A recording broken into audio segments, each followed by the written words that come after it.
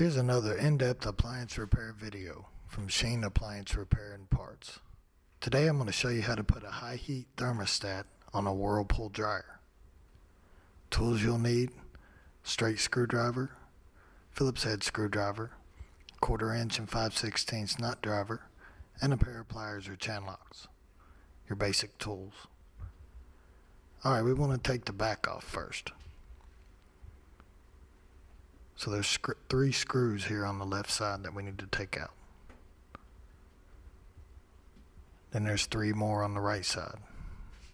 Bottom, middle, and the top. Then there's 3 more screws here in the middle. One there, and one holding the cover on. You need to take those out to get the back off.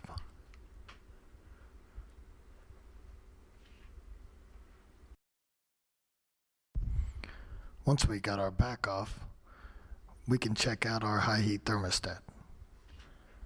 It is a thermostat located on top of the heating element. So take your straight screwdriver and pry those wires off of it.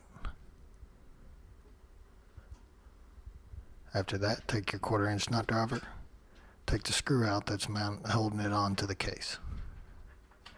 Take your thermostat off. Check it with an ohm meter. Okay, get your new one.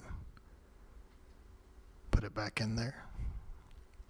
Take your 1/4 inch nut driver and put your screw back in there.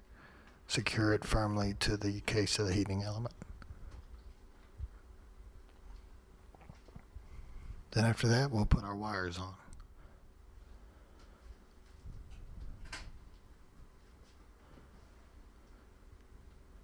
Just like so.